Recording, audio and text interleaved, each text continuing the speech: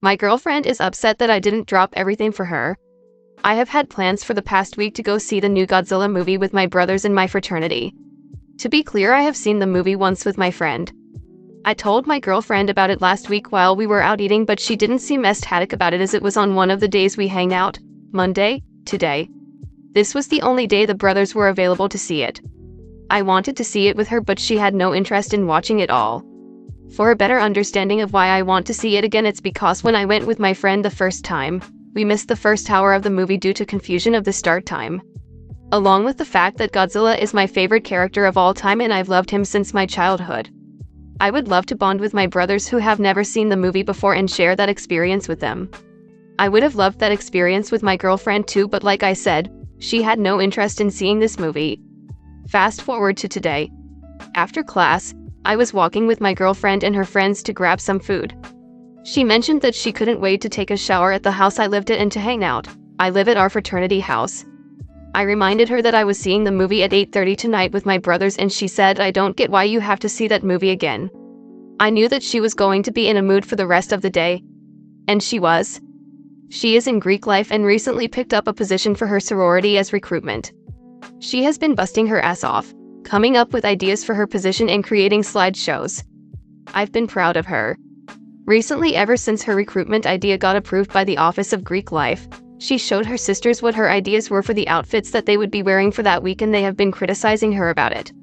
They want her to change the outfits and all of that. I knew that it would piss her off with dealing with the backlash, but I had no idea it made her day crappy and unbearable. This might go a little off topic, but my girlfriend has a tendency of making fun of my issues non-maliciously. She has a way with humor. I have had problems with being open about what I'm feeling with her because she kind of crossed a line before earlier in the relationship by using me breaking down a lot against me in an argument. I told her that the previous relationship I was in, I got made fun of for showing my feelings and that it hurt. We fixed it and moved past it, but today when we were walking to get some stuff for her to print out, she made a joke about my issues again. I went silent and was hurt by it. Not sure if she noticed, but my mood changed for the rest of the time I was with her. She was still in a bad mood with me as well. After she printed what she needed to, I walked her to class. I mentioned that she should come see me at the house as I was done with the day, and she got out of class at 5 o'clock. I thought she could see me for a little bit before the movie started at 8:30. She said she was just going to go home. I got upset because I didn't understand why she was giving me an attitude and why she couldn't just see me. I was trying to compromise a way of seeing her and still seeing the movie. I was driving to the house from campus, still very upset about her making fun of my issues. I texted her, emotionally upset, and probably was the wrong time to text her. "What issues don't I have? That's real nice coming from you." She responded with, "Abandoning me when I need you when I'm having a shitty day is real nice coming from you." I was confused. I told her that I reminded her that I was seeing the movie today, and I told her last week, how could I be abandoning her? We got into a fight over text about it. I mentioned that she hurt me with the joke she said. She said I should know her humor by now and that it was just a joke. I mentioned that why does the joke have to come at the expense of what I'm going through? All I got was just a "I'm sorry," but then went back to arguing that I should have canceled all of my plans to care for her because that's what she's done for me in the past. It didn't make sense to me due to the fact that 1, I have had this planned all week, I have already bought tickets, and I haven't hung out with my brothers a lot during this semester due to me choosing to hang out with my girlfriend over them. She said that Monday was our day to hang out. She wished I gave her the same energy she gives me with canceling plans when I'm having bad days, sorry that she takes up too much of my time, and that she was going to go home and have fun with my brothers. I've never asked her to cancel, and she said that's the point. I mentioned that I didn't know she was having a terrible day and that it was just sisters criticizing what she did. She seemed fine, just a little upset with backlash she was getting. Looking back at it, knowing she worked really hard on the PowerPoints, I could see how it would make her really upset. I just didn't see it in her tone or what she was saying. She said that I was telling her she was overreacting. At this point I got fed up. I felt like she just glossed over my issue and she just wanted to make her point. I told her I felt that my problems always come second and that we always focus on hers first. That's why I struggle with telling her my issues. It wasn't the first time she has made fun of me for the issues that I was going through. I told her how awful it made me feel that I just got a "I'm sorry but you should know my humor by now." It genuinely hurt that she made fun of me yet again after I told her how it makes me feel. Then she hit me with the "if you don't want to be in this relationship anymore, let me know." Should I have just canceled on my brothers and dropped everything to be there for her? Story 2. Today I met a little girl who had the same name as my daughter. This just brought up a slew of memories, and I just wanted to put them down somewhere. My entire pregnancy was spent avoiding anything that I thought might even mildly affect my baby girl. I baby-proofed things that probably didn't need baby-proofing, refused to use a microwave the entire pregnancy, and I swore off caffeine completely. I even took fish oil tablets because I read that they can improve a baby's brain function, but I swear to God I can still taste how awful those things were even now. Some of that was anxiety, but a lot of it was just because I loved my little girl so much before even meeting her, and I felt like I needed to do anything and everything to ensure that she'd be as safe as possible. I know that logically, you can do everything right and something can still go wrong. I know that nothing I did or didn't do would have changed what happened. I've started to let go of the self-blame and guilt I've been living with for the past few years. My little girl was born with a heart defect, one that hadn't been found during my pregnancy even through all the tests and ultrasounds. The doctors told me that it just happens sometimes.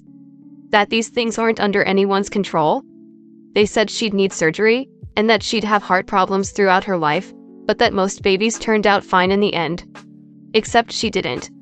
I only got to be her mom for 7 months.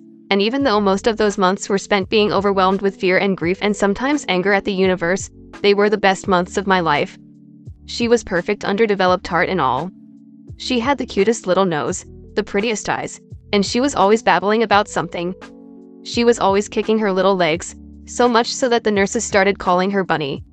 Of all the toys she had, the bunny plush they gave her is the one I still look at the most. It's one of those stuffed animals with the magnets sewn into the hands so that it can wrap around and hug something. It used to hang on the monitor in her hospital room, but now it's wrapped around her urn on my shelf. I took my nephews to the park today so that my sister could take a much-needed nap. The boys were taking turns pushing each other on the swings when this little girl came over and started swinging with them. Her mom and I sat and talked for a while, and when she told me the little girl's name I felt like I could barely breathe. When I was pregnant, my sister talked about how fun it would be to watch our kids play together as they got older, just like we used to do. So seeing this little girl with the same name as my daughter, running around and laughing with my nephews the way I thought at one time that my daughter would, it just caught me off guard, I think. I didn't say anything about it to the mom. I think it would have been awkward to bring it up, so we just kept making small talk about other things until the boys and I had to leave. When the girl came over just as we were about to go, she ended up giving me a hug before doing the same to my nephews. Her mom laughed a little and told me it's her new preferred way of saying goodbye to people. I have my baby's name tattooed on my inner arm, and I spent at least an hour looking at it after I got home. I just keep thinking of my daughter and all the things I thought I'd get to experience with her but never did, all the ways I never got to see her grow. I know I can't change the past, but sometimes I wish I could go back there for a minute. I don't know if anything I wrote here is comprehensible. I feel better after writing it though, so I guess that's something. Comment. One of my really good friends was born with a heart defect. She has Turner's syndrome and has had to have multiple huge surgeries in her life and has been through a lot. But she is one of the strongest human beings I have ever met. You need to know that you did everything you could have possibly done to keep your baby safe. Sometimes things that make no sense just happen and it's not fair. But you said yourself the 7 months you got with her were the best of your life. She got to know love, and despite doing everything seemingly right, things still didn't end the way you would have hoped. But she'll always be with you now, watching over you. And she'll always be your baby.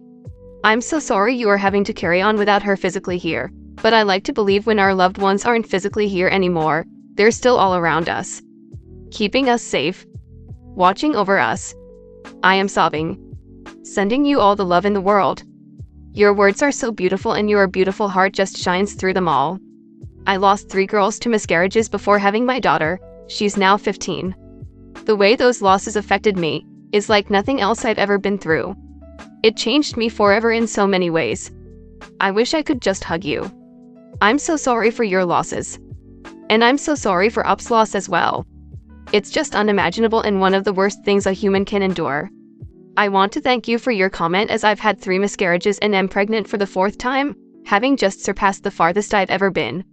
This is so much harder than I anticipated, but your comment gives me hope. I also hope I'm lucky enough to make it to the finish line, but anything can happen. Even if it all ends tomorrow, I'm just grateful to have made it this far with my little one. The only thing guaranteed is that we love all our babies to the fullest. I am sending you every bit of love and good energy I have. It's so unbearably hard to go through that and not be scared the next time. I had decided that I was done trying. 3 back-to-back was too much. Then miraculously, I got pregnant with her right away. Like so soon they thought I had to have had twins on the last one and lost one of them. Had an ultrasound and sure enough, it was a new pregnancy. My midwife said there was no way it was possible. It was a miracle. I was so damn scared the whole 9 months. But it was such an easy and beautiful pregnancy and delivery. I'm telling you, what a gift she has been to me. She's my sidekick and the person I love to spend the most time with, well, besides the hubs.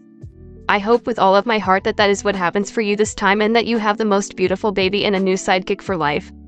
I'm gonna send you a message request and if you ever want to reach out, please do. I felt so alone when I went through all that. I didn't know anyone who'd been through what I had and it was pretty isolating. I want to share my story because it was/is one of hope and my gosh, we could all use more of that in our lives. I'm so sorry for your loss. My daughter passed away after only being alive for a few hours. I've heard her name once before and it took me by surprise. Which in retrospect is silly since we don't own a name, but I totally understand your feelings. I didn't mention anything at the time either, but I have a bracelet that I wear every day with my daughter's name on it. Wishing you the best. Agreed. My father passed away years ago now, so I thought I understood grief.